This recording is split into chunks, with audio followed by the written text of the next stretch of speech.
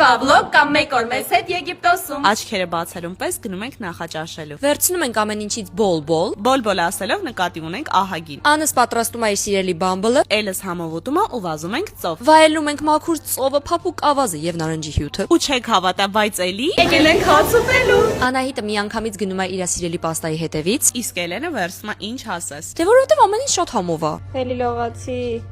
Էլի։ Դու էլի։ Չէ, դու էլի։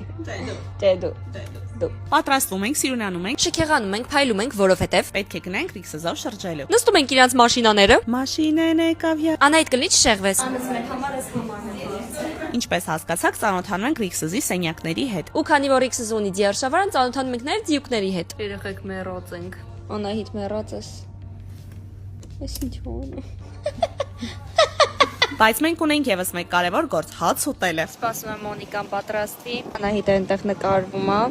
Տեսնում եք։ Դե ինչ ասեմ, էլի բոլ-բոլ համով կերանք։ Մի քանի ժամ երեխեքի հետ խաղացինք, բայց ծամը 12-ն է։ Մենք եկել ենք, բայց մենք սոված ենք։ Սոված